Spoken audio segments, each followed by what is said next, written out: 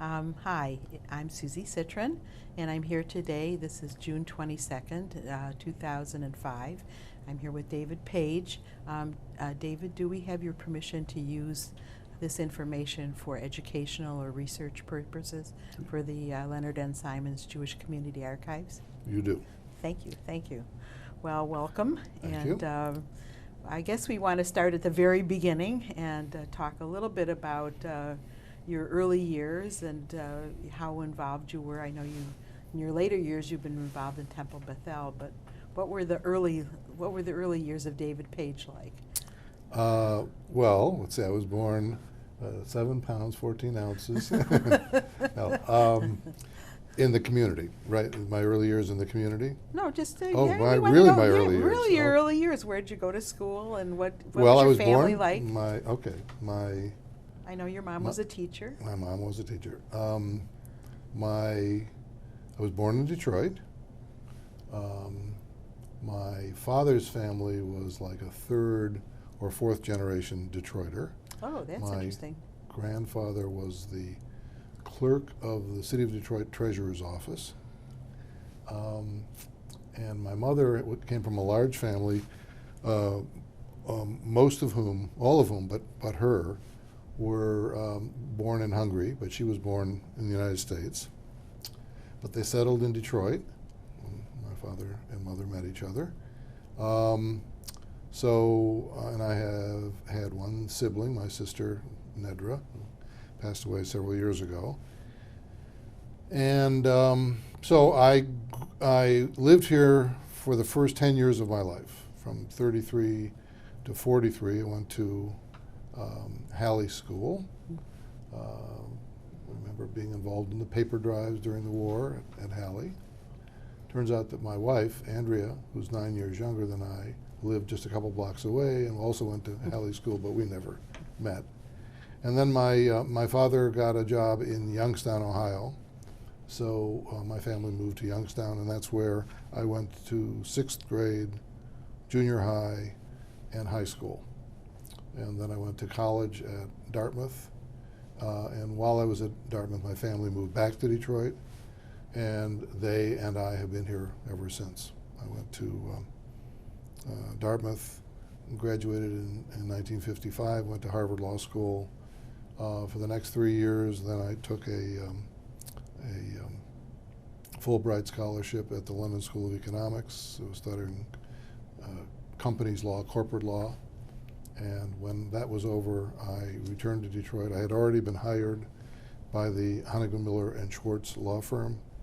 I had clerked, you mentioned Sime earlier. Mm-hmm. I had clerked after my first year of law school. Nobody clerked after their first year of law school.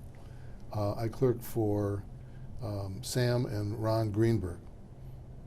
Ron was married to a cousin of mine, so he was kind enough to give me a job, and I worked with on abstracts of title for American Savings and Loan, getting title opinions. After my second year, I worked for Butzel, Levin, Winston, and Quint. Irwin Simon, Ed Quint, and I had a wonderful experience there. But I had, backing up, I had met Alan Schwartz at the time that I was considering where to go to law school. I had a small scholarship to Harvard Law School and a huge scholarship to NYU called the Root Tilden Fellowship that paid all tuitions, all expenses, books, housing, and everything. You must have been a pretty good student then, obviously. Yeah, I was a pretty good student. And you can brag on this tape. No, and I had decided that I was going to go to NYU because my parents had put me through college, and I knew that it was a burden on them, and they really wanted me to go to Harvard, and I didn't think that would be fair to them. And they said, well, why don't you talk to a lawyer? And I said, well, I don't know any lawyers, which I didn't. My father didn't either, but he knew Judge Will Friedman from Friedman, Myers and Keyes. And so we went down to see him, and he was older at the time. I'm 70, going on 72, so I think he probably was in his 70s, but he struck me as a very old man.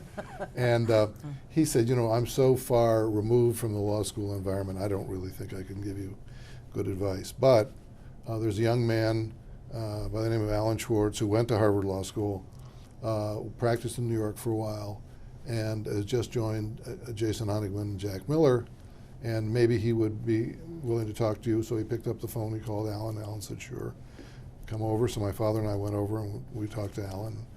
He said, essentially, there's no choice, you should go to Harvard, and that's what I did. So I kept in touch with the firm, and then ultimately I was very impressed with the firm. It was a very small firm. What was it like to go to Harvard in those days, especially as a young Jewish man? Was it? Well, there was the disproportionate number of Jews in the class, very few women. Mm-hmm. It was a great experience. I loved my experience at Harvard Law School. I ended up chairing the Board of Student Advisors, which was the moot court competition, and then I got on law review. So I was really involved in a lot of things in the school, and it was great. But back to Detroit. So I was very impressed with Alan and Jason and Jack, and they had visions of building a major Wall Street type firm in Detroit. So I joined the firm in 1958, but I started the same day that Maury Binko started, who was a year ahead of me at Harvard, but who had been my advisor at moot court. I didn't know him prior to that. Did you know what type of law you wanted to go Yes, I into? wanted to be a business lawyer, Mm-hmm. although I didn't. I did a lot of labor law in the beginning because there was no one else to do it, and I had taken a course in labor law, so I knew more labor law than anyone else in the firm. So I was the 5th lawyer in the firm. That was 1958. Really, in the very beginnings. Of Yeah, the, and now we're 225 or something like that. And I've been there ever since. I haven't moved around a lot. And you're still downtown? Still downtown. Mm-hmm. And I understand you have some, you have an antique collection in your office, and as well as at home. See, I know. Yes. Oh, yeah. You've been checking up on me. Yes, I like English antiques. I developed an interest in them when I was in London for that year, and so I have in my office. I have an antique English partner's desk and grandfather's clock and some other things that that I think make it for a comfortable environment. And Mm-hmm. we do have a lot of antiques in our home as well. Well, I know that I don't know what your early upbringing was like, but I know in something that I read about you, it says that you saw Alan Schwartz, and others getting involved. Is that how you? Well, I first started to get involved in the Jewish community. I don't remember exactly, but I know, my guess is the first thing I did in the community was Detroit Men's Ort. Harry Platt, who was the founder, along with Bill Haber, of Detroit Men's Ort, and Harry was a friend of my family, he asked me to get involved, and so I got involved in Detroit Men's Ort, and I met Conrad Giles and David Hermelin. And a number of other people that were involved at that time, Jerry Hirsch. My guess is that was my first involvement, and probably from that I got involved in the Young Leadership Cabinet at Federation. I was involved early on at Temple Bethel as well, so I mean, I think those were probably my first 3. Your family, was your family My members? family were third generation at that time, members of Temple Bethel. Interesting. My father was, and his family were Bethel members. Yeah, so your family has history with Leo That kind of- Franklin and. Oh yes, Leo Franklin married my parents, and Very interesting.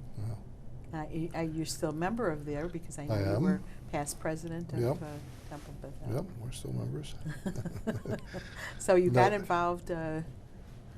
So I think those were probably the first things that I did, and everything sort of grew from there. If your Federation gets under your skin, it never leaves you. So That's true.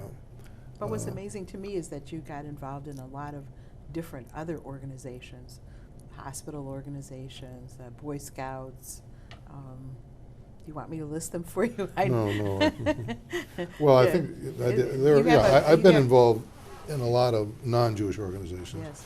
Principally, the Children's Hospital my oldest son had a very severe asthmatic condition, was in the hospital a lot when he was young, and so I really cared about that institution and was invited to go on its board in the early 70s, I think,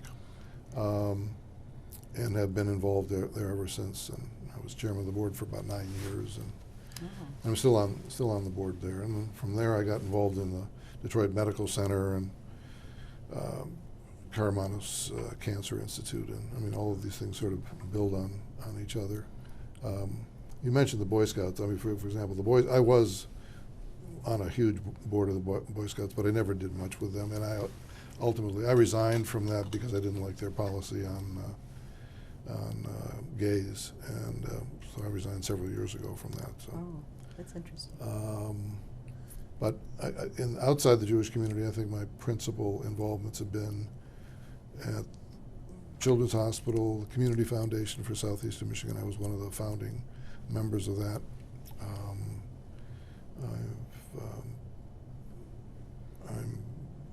I've been on the board of the Kresge Foundation for. Yes, the investment portion, I know.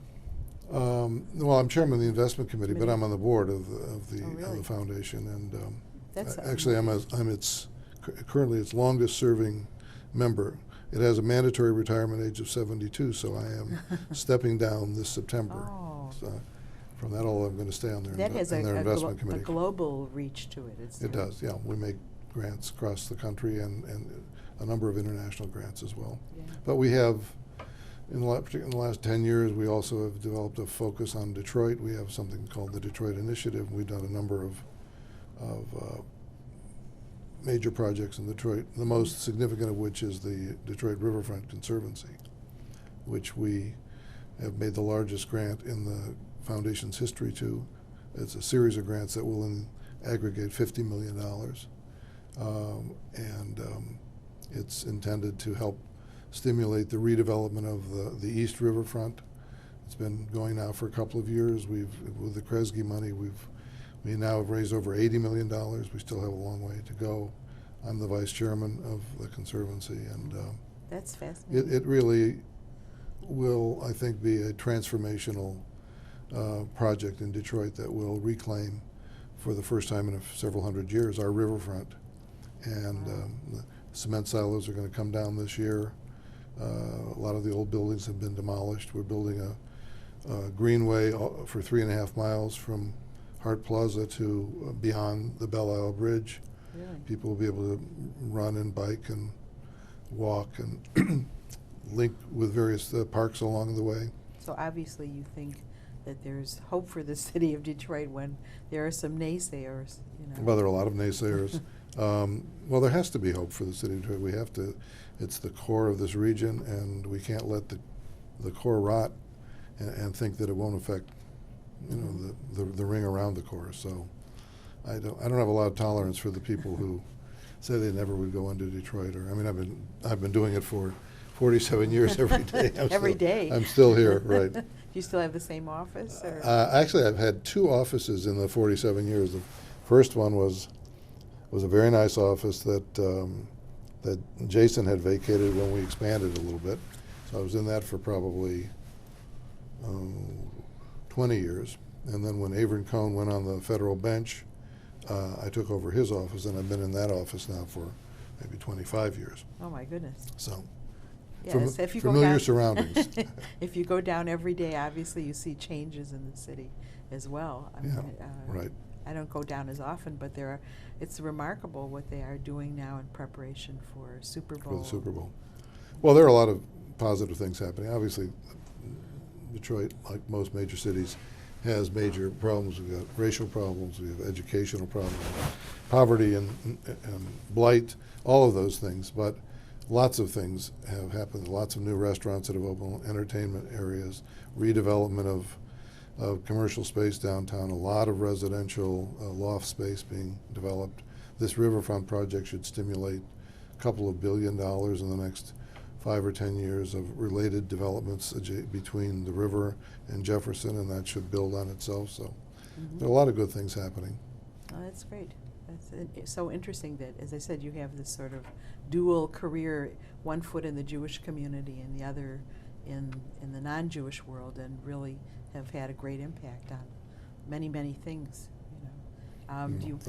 Do you want to talk about a little bit about your Jewish involvement at first? When was the first time you went to Israel? And well, actually, the first time I went to Israel was my family went in connection with my son's bar mitzvah, my oldest son's bar mitzvah.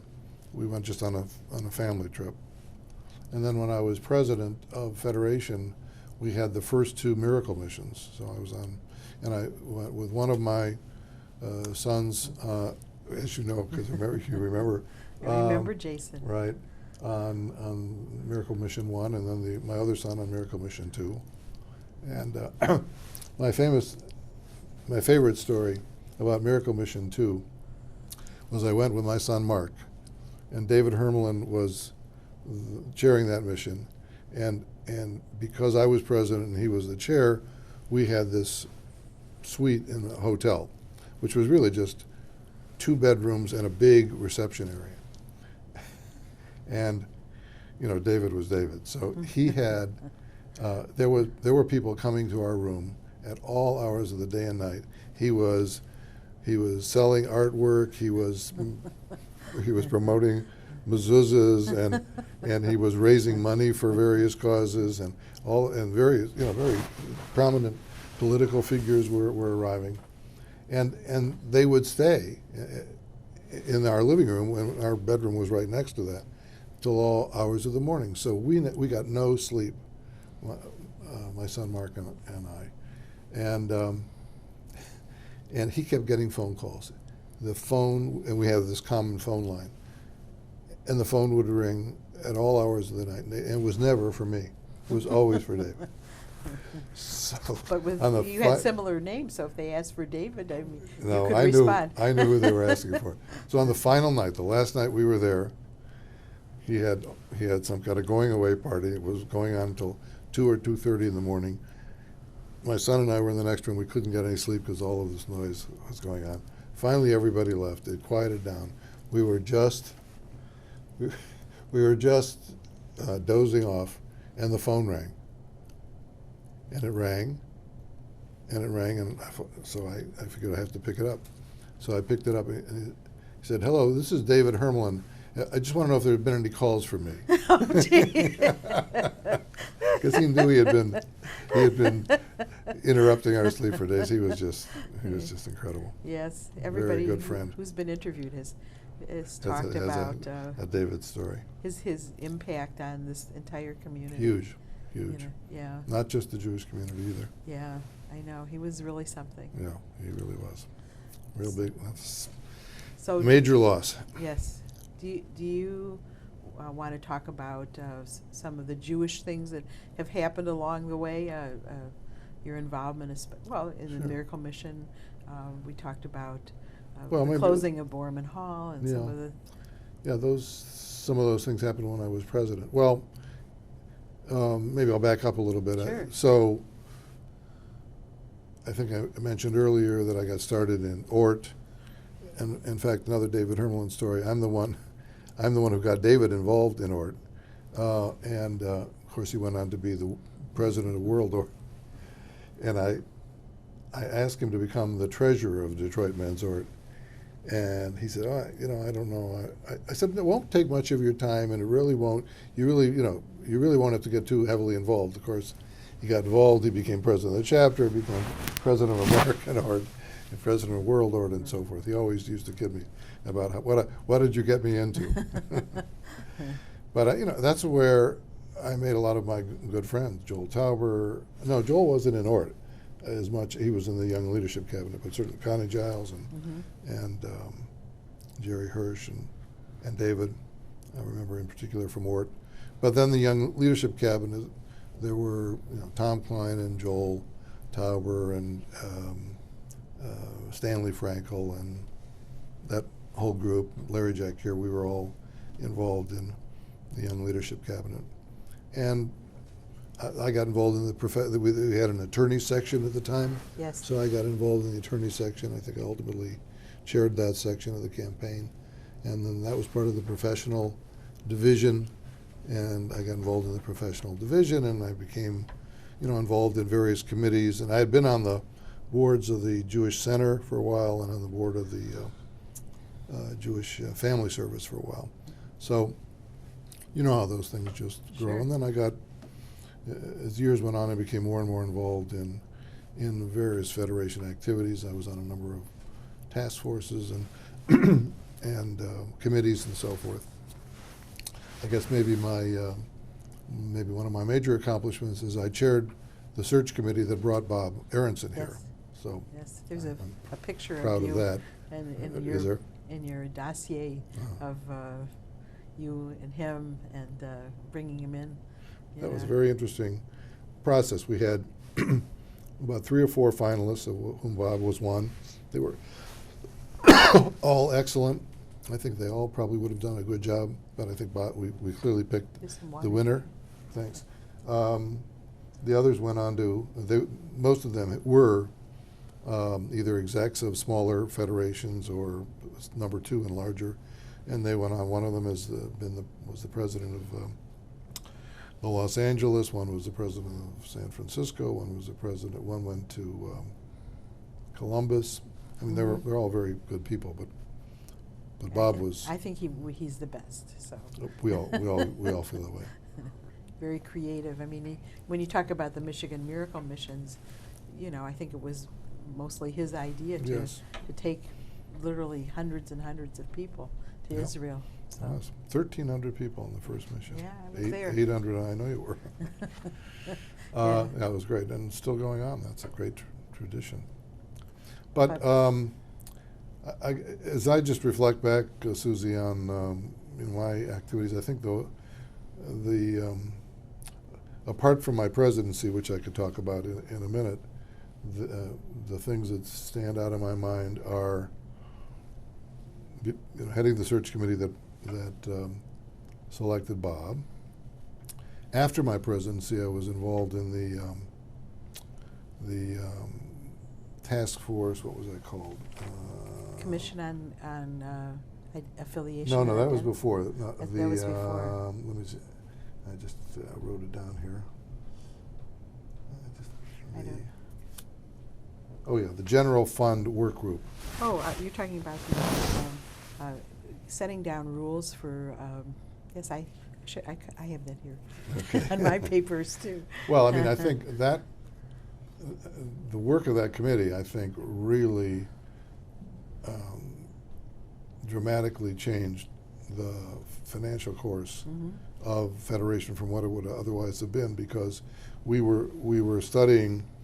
Well, what had happened is that we had a general fund which at one point had grown to about $70 million, as Right. you recall, Right. through the fact that this stock market had been very strong, and we were earning a lot more than we were paying out on the philanthropic funds and support organizations. And so it had grown to that number.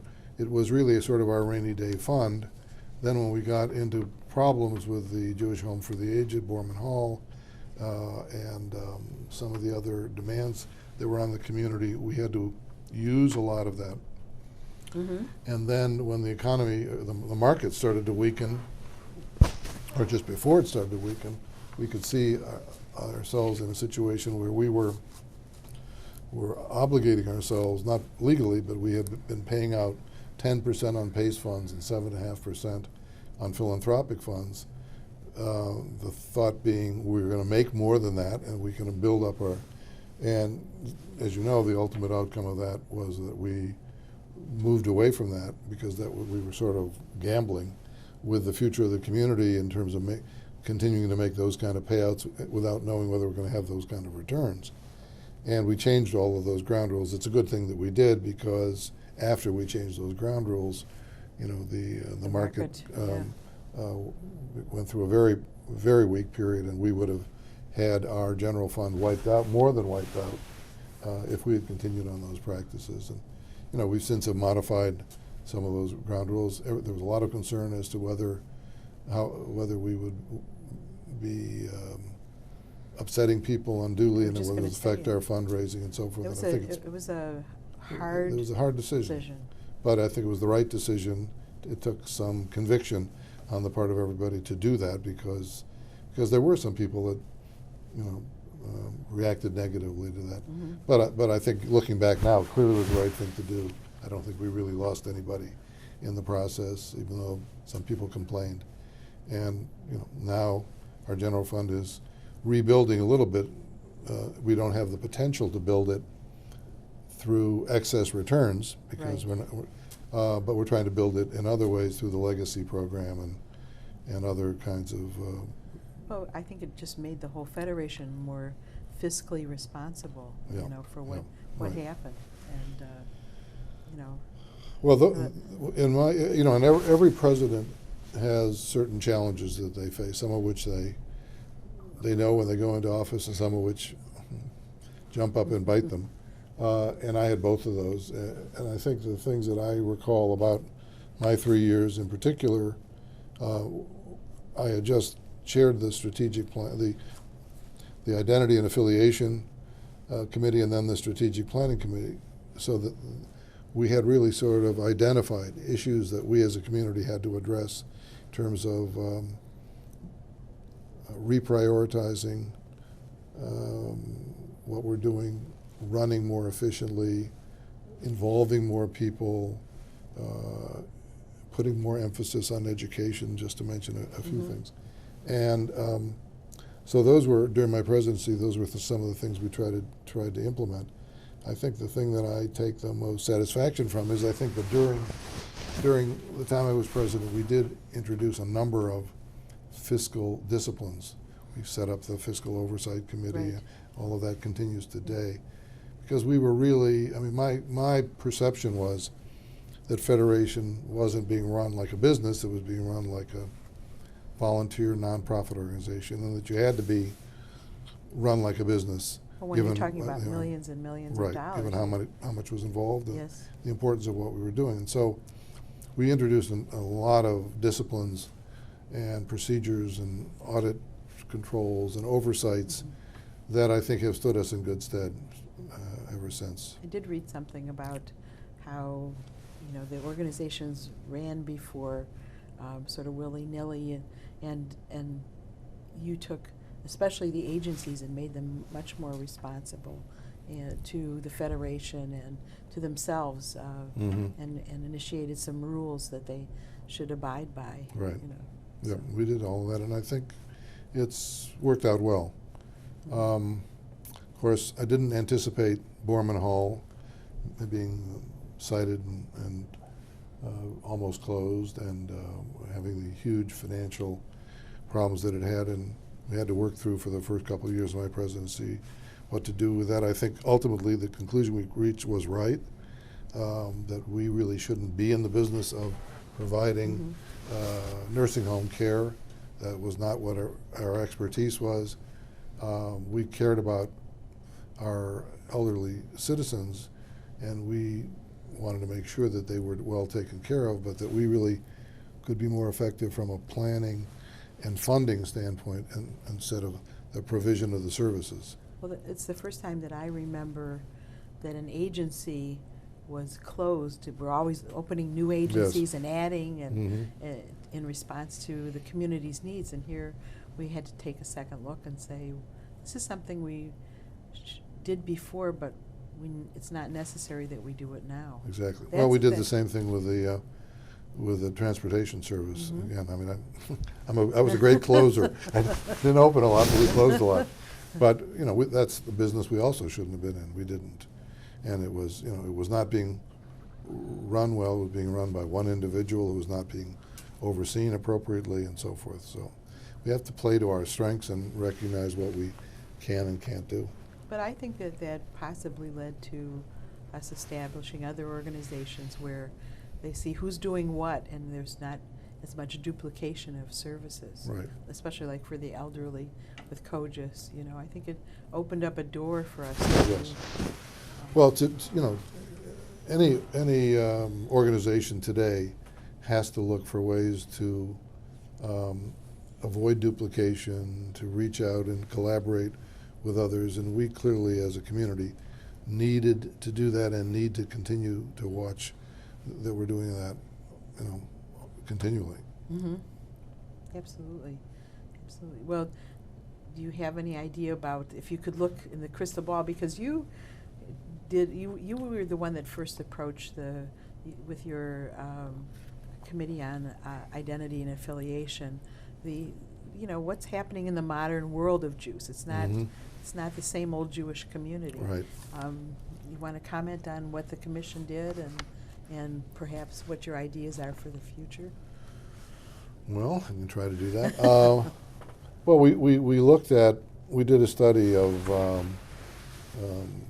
our community, because it followed on the demographic study, and we tried to understand our community perhaps more deeply than we had before, and we saw that, first of all, people were not as affiliated either with their synagogues or temples or Jewish organizations as perhaps they had been in decades before, for obvious reasons, that there are far more options available to people today than there were then, and we're less ghettoized and so forth. And yet people cared about our community, didn't know how to get involved, wanted to be involved, but wanted to have a meaningful involvement. We needed to reach out to people of all stripes, whether they were religiously affiliated or not, whether they were active in the community or just identified through some other source. And a lot of things ultimately came out of that. The miracle missions came out of that. We were trying to reach out to people, a lot more things with young leadership than we had done before, building bridges with the synagogues and temples in ways that hadn't been done before. I know it's always remarkable that, especially with the synagogues and temples, that other communities envy us because we have connections to our synagogues and temples, Yeah. and we partner with them quite a bit. We do. You know. We have a great community. I mean, I think I said in one of my president's speeches that we're sort of known to be one of the better Jewish communities in the country, but We're not the best. but I believe that we are the best. Yes. We're the best in so many ways. I think the degree of involvement that we have, the openness that we have, the per capita fundraising, the range of services that we provide, the innovations that we have led the nation on a number of things, just make this a very special community. And the trick is how do we perpetuate that in the years ahead? I mean, obviously we're in a Rust Belt community. Mm-hmm. A lot of our kids and grandchildren don't come back here, which is troubling to all of us. I don't know how we're going to have any ideas as to how we get them all back. Or? Well, I only have one of my three here, so I'm certainly not the best source of that, and I certainly have tried. I mean, I got one back from Chicago to northern Michigan, but I couldn't get them any closer to Detroit than that. And another one is in California, and my daughter is here. I've seen some of my son's friends who have gone to other places, and some have come back to Detroit. So I'm not completely discouraged. But it's hard to, particularly for young single people who see the attractions of a city like Chicago or California or Colorado. But I think that we have to do the most we can do, and we've done a number of things to make it interesting and attractive here. And we've done a number of things in terms of providing them with social networks that perhaps they might not have otherwise had, because once you get out of college and you get into whatever your career path is, all of a sudden your range of friends changes from what it was when you were in school. Yes, absolutely. You have to provide opportunities, which Federation clearly does, you know, with the young adult division and a number of their programs for young people to interact with each other. But we have to do more of that. Mm-hmm.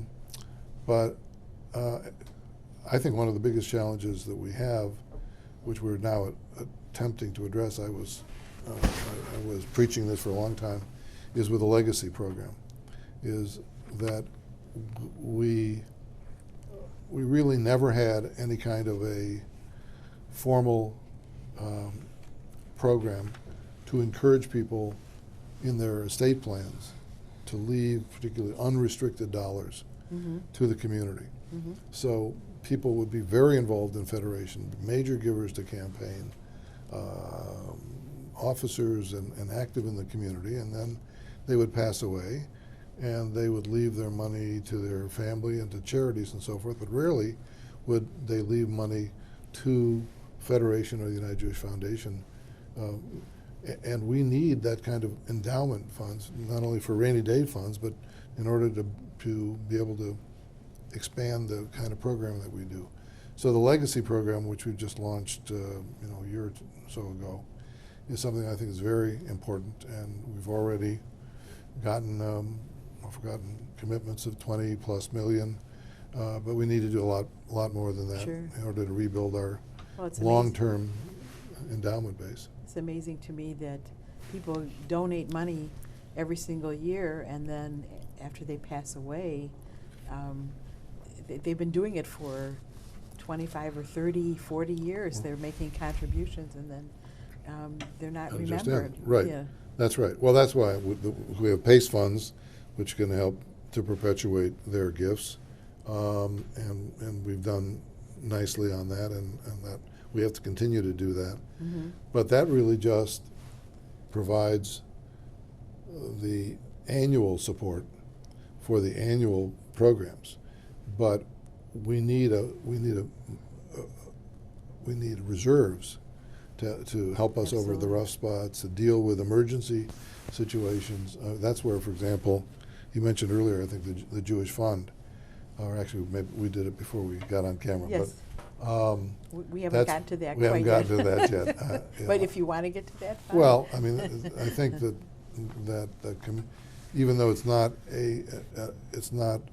formally part of Federation, it's a separate 501c3 that arose from the sale of Sinai Hospital to the Detroit Medical Center, and I actually was involved in that transaction. Yes. But I was involved on the Detroit Medical Center's side, Mm-hmm. on the buyer's side. So, But to have that but to have foresight and know that Sinai could not stand by itself, Right. and that was an incredible vision that you had and a few others and had the foresight to establish this Jewish fund, which is an incredible. I know I read about that 5% of the proceeds of over $50 million goes back into the community every single Yeah, year. So, right.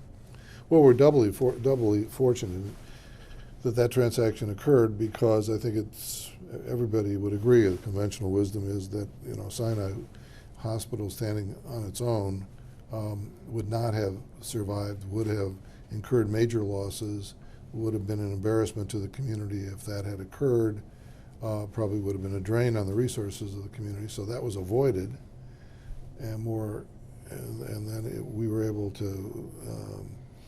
The hospital was able to sell itself to the medical center, Mm-hmm. who wanted to have that Northwest suburban presence, for about $50 million, which was put into the fund. We now have been in business, I think it's 9 years, and we've, as you say, we make grants of about 5% of our corpus, so it's about $2.5 million a year.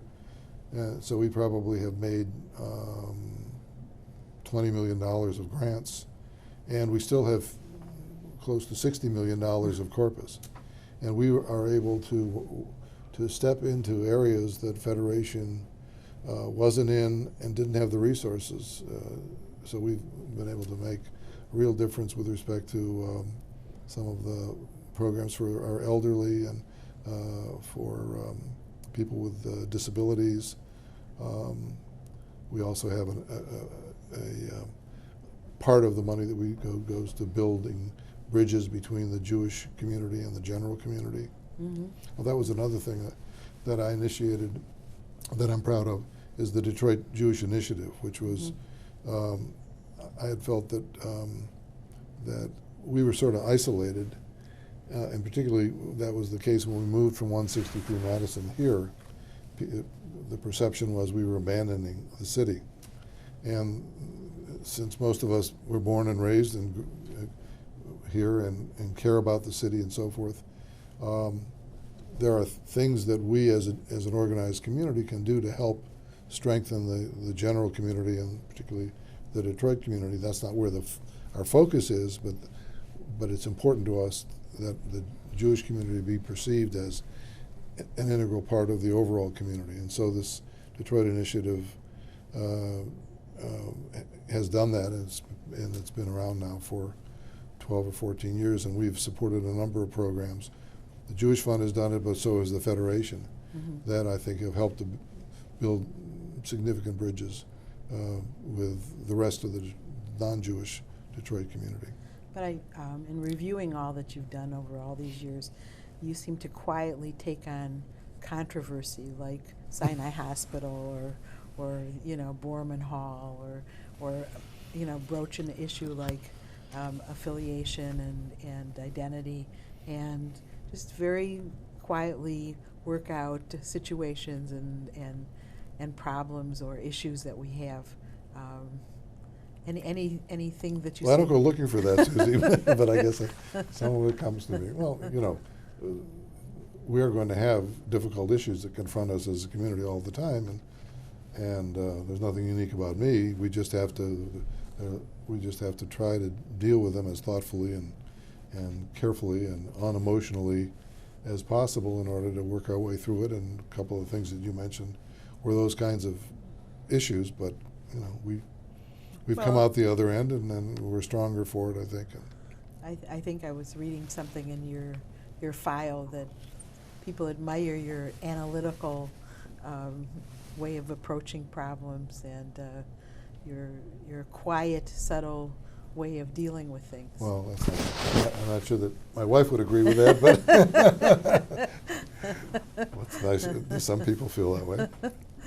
No, I've enjoyed everything I've ever done in the community, Jewish or non-Jewish community. I think it's very important to be part of the community that's given you the opportunities. I've had considerable opportunities here that probably wouldn't have happened otherwise, and I just want to give some of that back. And I enjoy doing it. I mean, unlike some people I know who cannot stand to be in meetings, and that's sort of, I can tolerate being in meetings. You want to give initials? Or No, I think you know who I mean. No, I remember one of I'm thinking back, all the wonderful people that I've had the opportunity to know through the community. I mean, and when we talk about people who didn't like meetings, I mean, David Mondry comes to mind. He just could not stand, because he was an action-oriented, get-me-the-results kind of guy, which he demonstrated when he led the Operation Solomon, Operation Exodus, which was to take the Jews out of Russia. So there are a number of people like that who just, and Stanley Franco comes to mind, and a few others.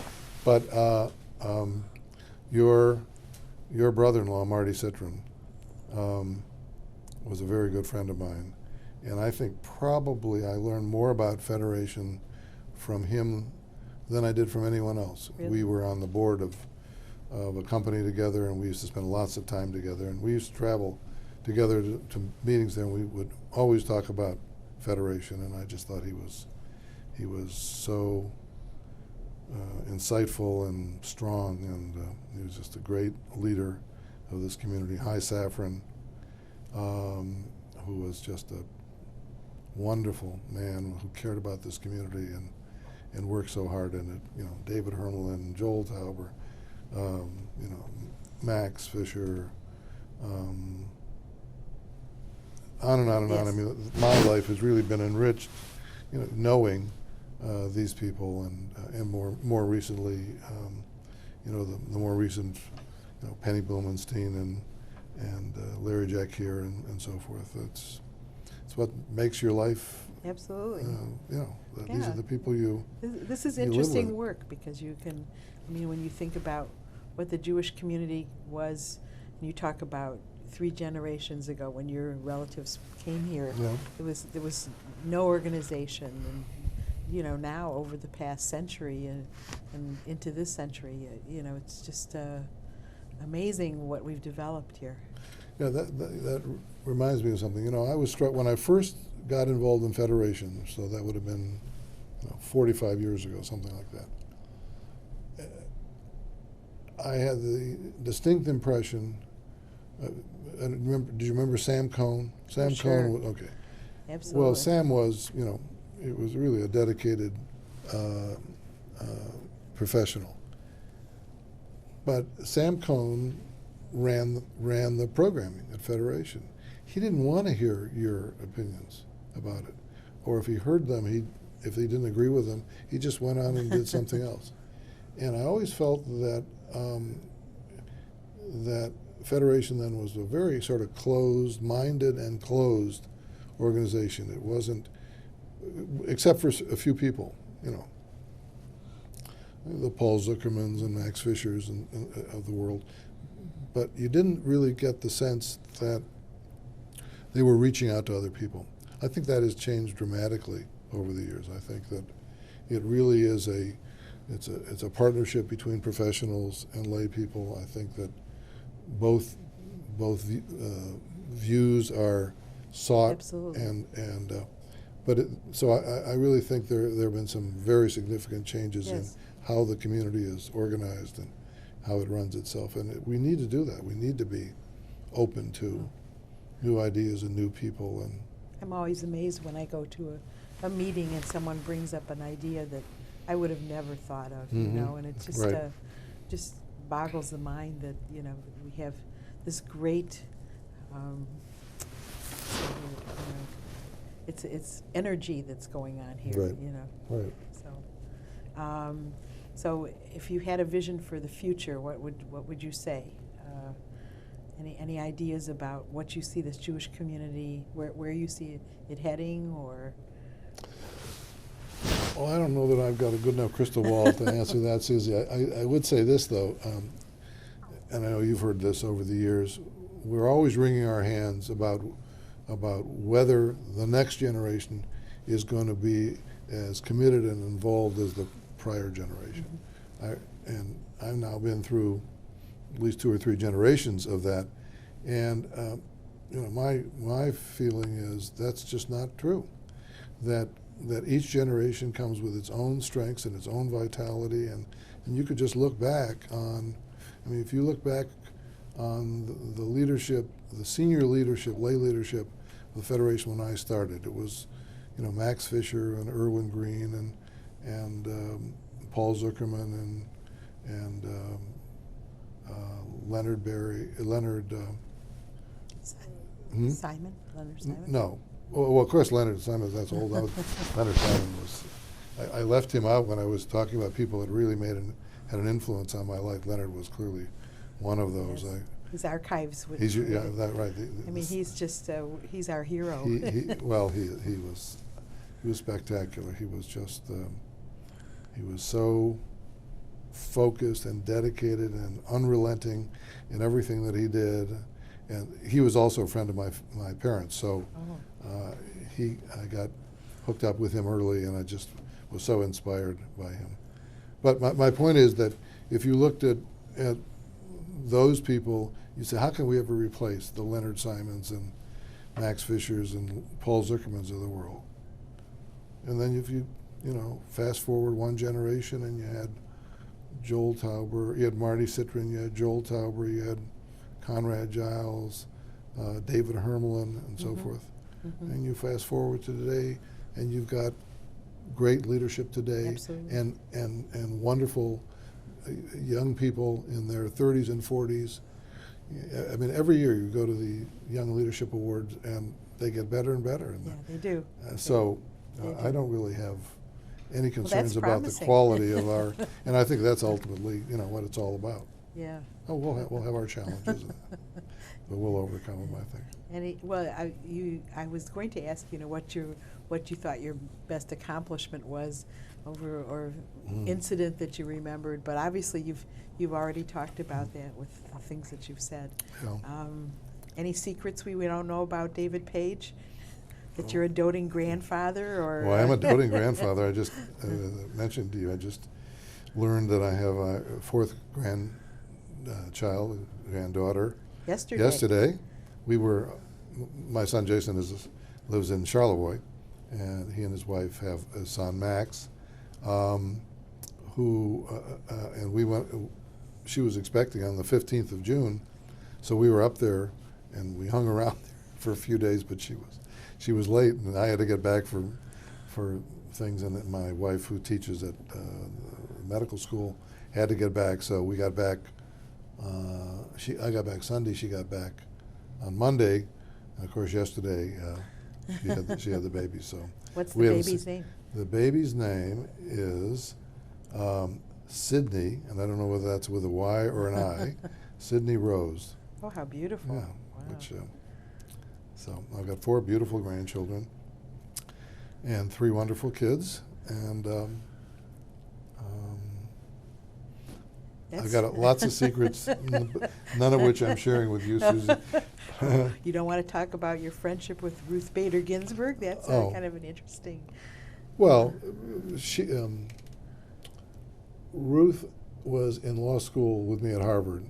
She was the class behind me, but her husband was in my class, Marty Ginsburg. So, I know her. I'm not one of her intimate best friends. Well, it's interesting that you were talking about women not actually being right. great attendants. Well, I remember in our second year of law school, she had her child. She had her daughter, and I remember she invited me over for dinner, and she cooked quite a nice dinner and so forth. And she was, brilliant, and she was on the law review. But then when Marty graduated and started practice in New York, she went with him, and so she transferred to Columbia. So she was lost as a Harvard graduate, and she graduated. She was on the Columbia Law Review, and then when she got out of Columbia, she couldn't get a job. She couldn't get a job as a lawyer. Isn't that amazing? Yeah. And how now women are plentiful. In fact, well, at least in law school. About half of people who attend law school are women. Mm-hmm. Half of the lawyers we hire in our firm are women. So it's changed dramatically. We had a class of 500 and some odd students, and I think there were 7 or 8 women in our class. Wow. Yeah, so it's really it's changed. Everything's changed. But then my college, I went to Dartmouth. There were no women in my class at Dartmouth. I just came back from my 50th reunion at Dartmouth. So that's changed. So the world has changed a lot. It sure has. Yeah. Well, thank you very, very much. Thank you, Susie. It was a pleasure. Was wonderful, and it was wonderful to read about all of the things you've done. And as I said, somehow you do them very quietly and don't cause any ruckus, but manage to solve a lot of really interesting and serious problems in our community. Well, that's nice of you to say. Well, one of these days you talked about this dossier, which I've never seen. I'll have to go through it and try to edit it. Oh, sure you don't there's some want to do stuff that. in there I don't want. No, it's all wonderful. I don't want to reach the light of all day. wonderful. Thank you. Thanks, Susie.